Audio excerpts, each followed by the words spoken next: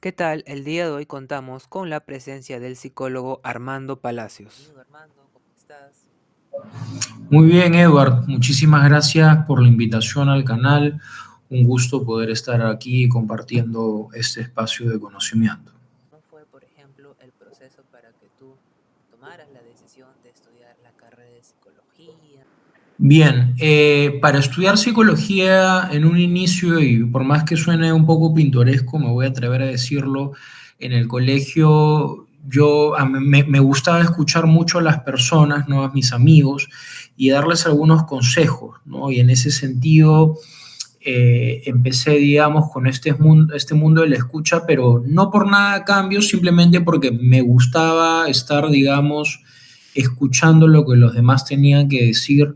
Y si surgía la oportunidad, uno, bueno, cuando está en el colegio, pues no siempre tiene los mejores consejos y tampoco se trata de los mejores consejos, no escuchaba y bueno, si podía, ayudaba, ¿no? Siempre, cada vez que podía. Entonces ahí, bueno, nació un poquito digamos, granito de querer ayudar a los demás y luego, bueno, descubrir la vocación una vez que estuve en secundaria, ¿no? En secundaria un profesor que era psicólogo, que de hecho era mi tutor, ¿no es cierto? Nos habló un poco de la psicología y dije, bueno, finalmente ahí terminó de sellarse digamos, lo que yo quería, ¿no? Y ahí, bueno, me decidí por psicología. Coméntame, ¿qué le podrías decir a alguien que en este momento está pensando en estudiar psicología, que quizás lo está evaluando? Bien, bueno, quizás caer un poco en el cliché de que es una carrera muy bonita, pero por otra parte que es demandante en el sentido de que tenemos y vamos a tener, sea el área que escojamos, educativa, organizacional o clínica, vamos a tener una persona delante nuestro que viene por ayuda, ya sea que quizás está buscando un trabajo, que desea encaminarse, digamos, en la parte educativa dentro del colegio, está teniendo algunos problemas o en general requiere una dirección, ¿no? Entonces, si nosotros tenemos esa vocación de poder y de querer ayudar al otro, bienvenido sea estudiar psicología, pero hay que entender también de que necesitamos mucha diligencia y mucho profesionalismo, mucha ética, ¿no? Para poder trabajar con un otro que viene hacia nosotros por ayuda, ¿no? Y descubrir de la mano con ellos justamente lo que les va a hacer mejor. Entonces, para ello sí requerimos mucha empatía, mucho pensamiento crítico, y si quizás reunimos estas dos cualidades, por nombrar algunas, dicho sea de paso, yo creo que bienvenidos al mundo de la psicología. Ejemplo, ¿cómo ves actualmente la salud mental de los peruanos? Eh, a ver, eso es un tema muy complicado porque digamos, palabra que nosotros digamos a favor o en contra siempre va a ser tomado, digamos, con pinza, ¿no? ¿Y a qué voy con esto? Es que, por ejemplo, según lo que yo he observado y también por varios colegas, o sea, estadísticamente hablando, el presupuesto para la salud en general, incluyendo la salud mental, ha incrementado.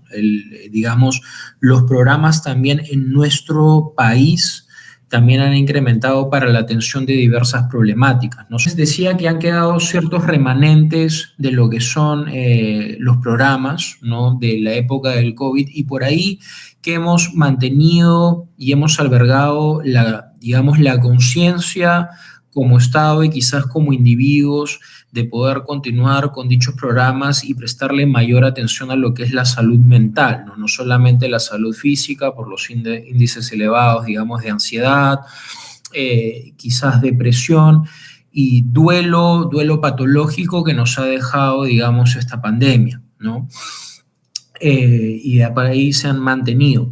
Ahora, por otra parte, yo creo que si le preguntamos a muchos ciudadanos, ¿no es cierto? E inclusive algunos profesionales también, nos van a dar, y con justa razón, nos van a hablar de lo paupérrima que es la salud mental, o por lo menos cómo las instituciones abordan, ¿no?, el tema de la salud mental aquí en el país, ¿no? Nos falta quizás mucha cultura o quizás muchos años de práctica todavía para poder instaurarla y verla como una prioridad, ¿no? No solamente una prioridad en un sentido de digamos, de atención, sino también como un todo, ¿no? Que esté en el, digamos, en los colegios, que esté en los trabajos, que esté quizás en las universidades, que digamos que abarque 360 grados, ¿no? Porque como yo suelo decir, o sea, la salud mental, quizás los psicólogos somos, y en conjunto quizás con los médicos psiquiatras, como la batuta de alguna manera de lo que vendría a ser el tema de la salud mental, pero creo que con esto es muy importante que la población entienda que la salud mental está en todo, o sea, está ligada en absolutamente todo lo que hacemos, ¿no? Y como todo lo que hacemos nos afecta y afecta a un contexto, tenemos que mapear eso de mejor manera, ¿no? Entonces, si quizás podría dar una frase para cortar, creo que ha tenido mejorías, pero creo que todavía estamos lejos en muchos temas todavía para poder alcanzar un punto estable, hablando de la salud mental. ¿Cuál consideras tú que es el principal reto de los psicólogos peruanos? Yo creo que el principal reto de los psicólogos peruanos es justamente quizás democratizar más la salud mental, o sea, hacerla llegar de una manera más fácil, quizás más amena a, digamos, el pueblo peruano, ¿no? ¿Por qué? Porque usualmente cuando nosotros hablamos de psicología, quizás los psicólogos podemos estar, perdón, voy a mutear esto, quizás los psicólogos podemos hablar de diferentes lenguajes, el lenguaje técnico y entendernos entre nosotros y quizás elaborar planes entre nosotros y quizás explicárselo a otros profesionales que estén aledaños a la carrera, ¿no? Sin embargo, eso genera, creo yo, un distanciamiento mucho con el resto de personas que quieren enterarse de los temas de psicología y que quizás no tienen muy claro por dónde va el asunto, ¿no? Como por ejemplo el tema de crianza, que son temas, digamos, muy típicos de lo que nosotros hablamos los psicólogos, ¿no es cierto?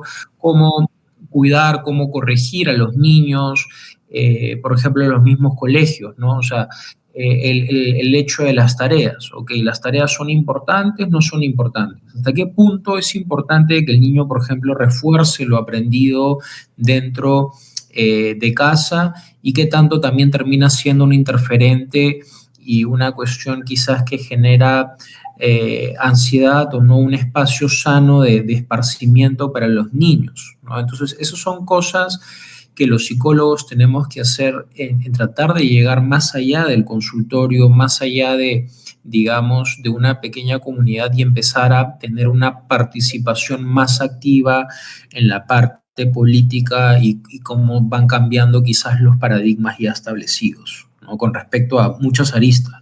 ¿Cómo te ha sido para ti trabajar como psicólogo? Eh, bueno, en su mayoría he trabajado para entidades privadas, eh, y creo que el ser psicólogo siempre me ha dejado una grata experiencia, ¿no? Me ha dejado una grata experiencia desde la parte de consultorio, de pudiendo apoyar, orientar personas, familias, ¿no? Digamos, hacia el bienestar en términos generales, ¿no? Hablando. Digamos, en otras instancias también creo que ha sido una carrera bastante bien recibida, ¿no? Nunca quizás he tenido una situación que sea compleja contra el hecho de que yo sea psicólogo, sino que siempre ha sido una experiencia grata, por lo menos para mí, ¿no? Y quizás dentro de la posibilidad de poder apoyar y ayudar digamos, y a generar un impacto positivo, sobre todo dentro de las empresas o entidades donde yo he podido trabajar, ¿no? que eso es algo que dije en un inicio, que el psicólogo al tratar con personas digamos ser de alguna manera científico o ya innatamente con el nombre de psicólogo viene o psicóloga viene el hecho de apoyar, de ayudar, de generar un cambio en el bienestar para bien, ¿no? Ya vienen ciertas expectativas que creo que si uno tiene, digamos, da la talla y es capaz de trabajar con diligencia y con ética y profesionalismo, resulta realmente positivo, ¿no? Una buena experiencia tanto digamos, el ambiente laboral como para uno. ¿Qué consejo le puedes dar a alguien que quizás nunca ha pasado por un espacio de psicología y está evaluando hacerlo? Muy bien, creo que podría recomendar dos cosas. La primera es que no hay ningún problema en asistir a un psicólogo. De hecho, yo diría que en la vida, bueno, sería mandatorio, ¿no? Poder ir a donde un psicólogo siempre y cuando uno se sienta listo para poder hacerlo. Pero es importante exponer quizás nuestras vulnerabilidades con otra persona, sobre todo con un profesional que nos pueda encaminar, que nos pueda ayudar a ver las circunstancias de nuestra vida desde otra perspectiva. Y lo otro es que conforme uno va, digamos, abriéndose hacia la experiencia de ir a un psicólogo y estar llevando la terapia, puede ser que quizás la información que uno brinda o las situaciones que uno no está, que está pasando, perdón, sean complejas. Pero el psicólogo siempre se va a encargar, ¿no es cierto?, de nosotros, de nuestro bienestar y justamente apoyarnos a poder generar una introspección necesaria para que esa situación cambie. ¿Sí? Entonces, si están buscando generar un cambio en su vida y quizás sienten que es el momento, han pensado que es el momento, entonces sí, digamos, los encaminaría, los motivaría a que puedan tener esta experiencia que es sumamente, quizás definirlo como fructífera, ¿no? Fructífera. ¿Por ahí tienes alguna especialidad? ¿Practicas quizás algún enfoque en específico? Sí, mi especialidad, bueno, es en psicología analítica de Carl Jung y el enfoque cognitivo-conductual, ¿no? Esos son mis dos enfoques. Bueno, el primer enfoque lo realicé en Argentina, ¿no? En Córdoba, Argentina, y el otro enfoque, bueno, lo trabajo desde mi maestría justamente, pero es, digamos, en niños y adolescentes, ¿no? La población donde yo ejerzo la terapia cognitivo-conductual, ¿no? Esos serían mis enfoques principales. Ahora, en mi experiencia sí he trabajado, como lo estaba mencionando, ¿no? En su mayoría con adolescentes y niños. Adultos ha sido en algunas ocasiones, pero más que nada con esas dos primeras. Y con familias. ¿Qué es quizás por ahí alguna constante que has visto muy particular de este tipo de población? O quizás también por ahí algún reto, algún desafío de esas poblaciones. Bien, creo que, o sea, creo que lo podría resumir quizás en tres cosas que ahorita se me vienen a la mente. La primera, quizás como cuestión general, contextual, no ambiental, es que hoy en día tenemos poco tiempo quizás para poder pasar con los niños, ¿no? Hoy en día hay una cultura en donde siempre uno tiene que estar conectado, tiene que estar quizás en diferentes actividades y eso a veces no deja el tiempo necesario a muchos padres, ¿no? Para poder conectar con los hijos, ¿no? Inclusive a veces viene esto del mismo colegio con la sobrecarga y sobredemanda de tareas y actividades, ¿no? Que debe tener la actividad completamente llena y eso a veces no permite que los niños tengan un espacio para ser niños, jugar, ¿no es cierto? Los adolescentes quizás en algún momento hacer otras cosas que no estén organizadas siempre de un horario, ¿no? La segunda cuestión que me parece muy importante es el exceso de los electrónicos también, ¿no? Los electrónicos, si bien es cierto, forman parte de nuestra vida y se van a quedar diría para siempre, básicamente, porque ahora todo método de entretenimiento básicamente tiene una pantalla, ¿no? A menos que uno haga otras actividades fuera, libros, etcétera, pero básicamente todo está dominado por una pantalla, ¿no? Entonces, lo que yo considero que no se hace es poner un tiempo prudente, un tiempo límite, ¿no? A la cantidad de horas o de minutos, ¿no? Que pueda pasar un niño o un adolescente en la pantalla, ¿no? O sea, llevado esto quizás a lo más próximo. Hoy en día hay muchos niños inclusive que tienen redes sociales, dispositivos móviles, ¿no? Y nunca se aburren, ¿no? Siempre están en este constante bombardeo de cosas que hacer. En las mismas aplicaciones también motivan a que la persona no salga, en este caso los niños y los adolescentes no salgan de las redes sociales porque tenemos juegos, etcétera. Entonces, a veces se distraen un poco de la realidad, ¿no? Y quizás más allá de eso, como tercer punto, sería digamos, lo clásico como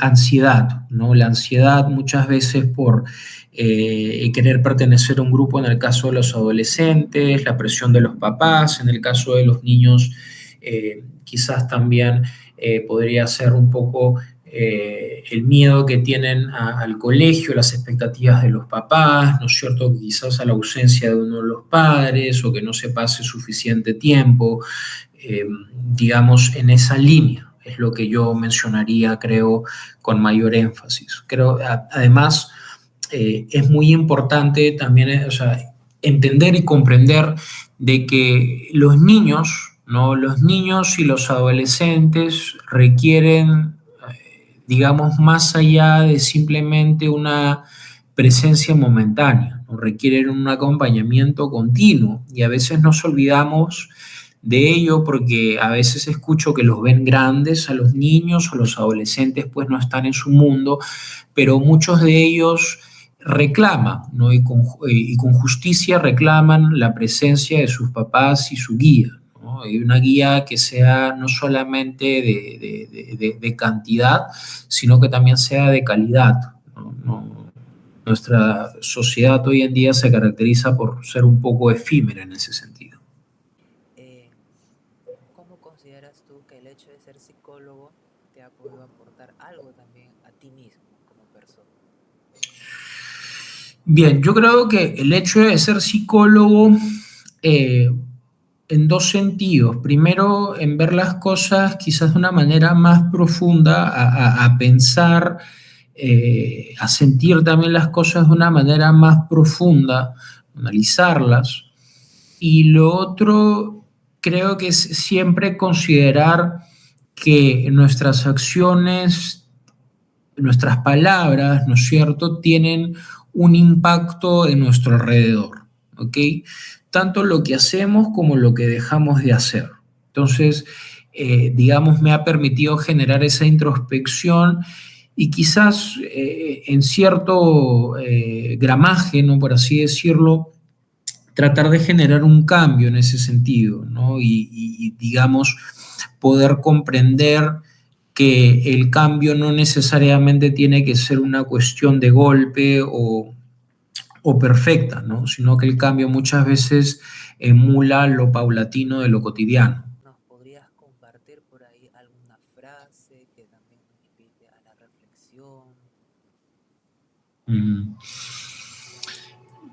Una frase que utilizo mucho, tanto cuando doy clase de psicología en general, clínica, o bueno, me piden consejo mis alumnos, o a veces también utilizo con mis propios pacientes ya en un momento avanzado de la terapia, es esta frase que me gusta mucho, ¿no? Que es: no hay antídoto para una vida no vivida, ¿no? Es una frase que usualmente desarrollo, ¿no?, en sesión, pero que en general se refiere a que nos podemos equivocar de circunstancias, nos podemos equivocar quizás de elecciones, pero siempre hay que aventurarse quizás a poder tomar una decisión, porque el hecho de no tomar una decisión también en sí implica que estamos tomando una, solamente que es una que nos hace quedar en un lugar pasivo, ¿no? En un lugar pasivo. Y eso muchas veces va a hacer de que nos perdamos de experiencias que pueden ser significativas o de quizás alcanzar ciertos sueños, metas u objetivos, ¿no? Que no tienen nada que ver necesariamente con lo material.